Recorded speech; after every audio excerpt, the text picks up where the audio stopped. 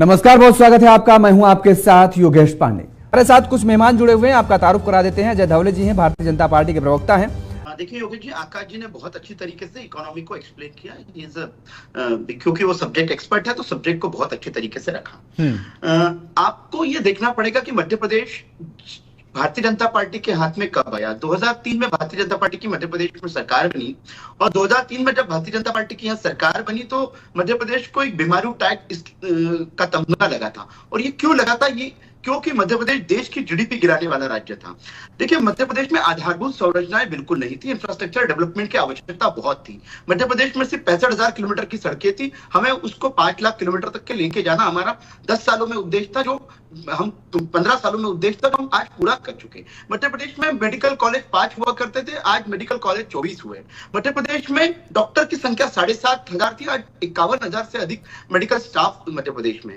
मध्य प्रदेश की आप जीडीपी की बात अगर करें तो मध्य प्रदेश का जीडीपी कोरोना काल में भी मध्य प्रदेश का जीडीपी लगभग 19% के ग्रोथ रेट से मध्य प्रदेश का जीडीपी बढ़ा है। मध्य प्रदेश में प्रति व्यक्ति यहाँ 11,000 होती थी, आज 1,40,000 है। आप मध्य प्रदेश की कर्जे की बात कर लेते हैं। मध्य प्रदेश में 2003 में भी कर्जा था, दिग्विजय सिंह जी के शासन काल में। जब दिग्विजय सिंह ने भारतीय जनता पार्टी को जब सत्ता मिली थी तब भी मध्य प्रदेश में 20,000 करोड़ का कर्जा था।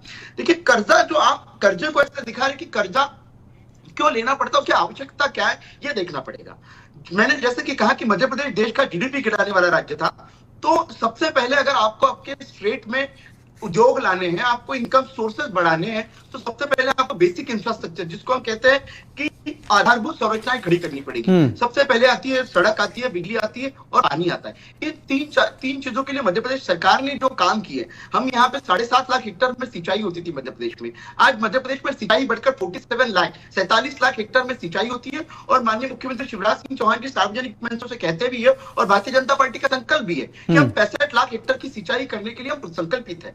मध्य प्रदेश में देखिए, मध्य प्रदेश में आप अगर बढ़ेंगे, मध्य प्रदेश का जीडीपी आज मध्य प्रदेश का जीडीपी जिस रेट से बढ़ रहा है कि देश की टॉप 10 इकोनॉमीज अगर देश की जीडीपी में कंट्रीब्यूट करने वाले अगर कोई राज्य होंगे तो उसमें मध्य प्रदेश आता है। तो हमारी दिक्कत यह थी कि हमने ऐसा स्टेट हमें मिला था जहां से हमने जीरो से स्टार्ट किया है। अब इस मध्य प्रदेश में आधारभूत संरचनाएं बढ़ाने के लिए यदि स्टेट ने कर्जा लिया, और कर्जा मिलता कैसे, ये जो कर्जा होता है ये होता है सॉफ्ट लोन। ये हमें या तो आरबीआई देता है या फिर अन्य बाहर की एजेंसी से लेता है, जैसे एडीबी वगैरह एजेंसी से लेते हैं। और ये सॉफ्ट लोन टेन्योर के लिए मिलता है, जैसे 20 साल के लिए मिलता है, 25 साल के लिए मिलता है या 50 सालों के लिए भी मिलता है। और इसका जो रेट परसेंटेज होता है वो बहुत ही मिनिमम होता है। क्योंकि जो दूसरी बात आपको ये समझनी चाहिए कि अगर हम बात कर ले कि अगर कर्जे के ऊपर पॉलिटिक्स हो जाए तो ये देश, तो कांग्रेस का जो शासन काल था, हम सारे भुक्तभोगी 50-60 साल जो शासन काल था, उस शासन काल में कांग्रेस के शासन काल में देश में अमाप कर्जा बढ़ा। लेकिन कर्जे से देश की पॉलिटिक्स डिसाइड नहीं होती। पॉलिटिक्स डिसाइड होती है देश में आपने विकास के क्या कार्य किए। योगेश जी, भारत के संविधान ने भारत को जो डिफाइन किया है, इंडिया मतलब भारत जो है हमारा वेलफेयर स्टेट है। तो वेलफेयर स्टेट का एक जो सबसे पहला काम होता है कि देश की आधारभूत जरूरतें पूरी करना। यहाँ पहले हमारा मूल उद्देश्य होता है बिजली, सड़क, पानी, जो हमारा जीडीपी बढ़ाने वाला इंडेक्स है। वैसी तरह रोटी, कपड़ा, मकान, ये देश की इकोनॉमी को बूस्ट अप करने के लिए एक बहुत महत्वपूर्ण घटक था। आप देखिए कि जो आधारभूत संरचना, अगर 80 करोड़ लोगों को राशन जा रहा है, कोविड काल में जो योजना शुरू हुई तो वो निश्चित रूप से देश को सामर्थ्य, हम तारीफ करते हैं, हम धवले जी उसकी तारीफ करते हैं। योगेश जी, स्वतंत्रता के बाद में भारतीय समाज को इवॉल्व होने में बहुत समय लगेगा और समय लग रहा है। और आज देखिए, आज महिलाओं को 1,000 रुपए महीना दिया जा रहा है, तो उसमें भी डिफाइन किया गया कि किनको मिलेगा। जिन महिलाओं को सशक्तिकरण की आवश्यकता है, जिन लोगों को निश्चित रूप से एक मासिक इनकम आने की आवश्यकता है, जिससे वो अपने घर में कंट्रीब्यूट कर पाए, उनका सामाजिक स्तर ऊंचा हो जाए।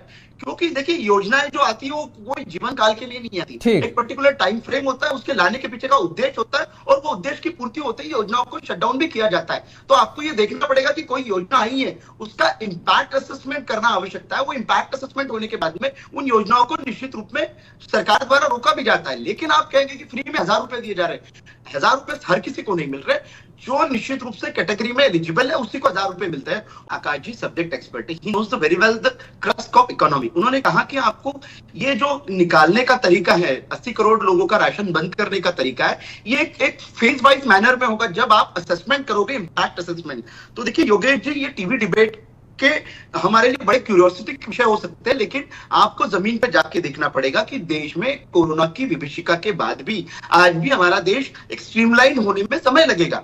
देखिए, हम कभी फ्रेजाइल 5 इकोनॉमी में हमें नोट किया जाता था, आज हम फैबुलस 5 है। देश की टॉप मतलब पूरे विश्व की टॉप 5 लार्जेस्ट 5 इकोनॉमी में हमारे, और हमारा टारगेट जो है कि हमको टॉप 3 में जाना है। लेकिन उसके लिए जो प्रधानमंत्री जी कह रहे कि हमें आत्मनिर्भर बनना पड़ेगा, इसमें प्रधानमंत्री जी देशवासियों को भी आह्वान करें कि ये मेरे अकेले का काम नहीं है, आप लोगों को भी इसमें संकल्पित होना पड़ेगा। आप बात कर रहे थे, मेरे कांग्रेस के प्रवक्ता मित्र मनरेगा का बात कर रहे थे, हम लोग कहते बहुत अच्छी योजना थी, लेकिन मनरेगा में क्या होता था, पहले पैसा पंचायतों के खाते में डलता था। आदरणीय मोदी जी ने आने के बाद में क्या किया, सबसे पहले बात, अगर इनका जो इनकम और इनकी जो कमीशन खोरी थी उसको बंद करने के लिए सबसे पहले देश में हितधारक जो हितग्राही होता था उसको डीबीटी के माध्यम से पैसा पहुंचाना गया, तो हमने लूपहोल्स बंद कर दिए। अब बात, आप जो कर्जे को और देश को विकसित करने के लिए जो अनुपात की बात कर रहे हो, तो कोई भी सरकार, मतलब मैं भाजपा सरकारों की बात कर रहा हूं, आप सारी भाजपा प्रणीत सरकारों का उदाहरण उठा लीजिए,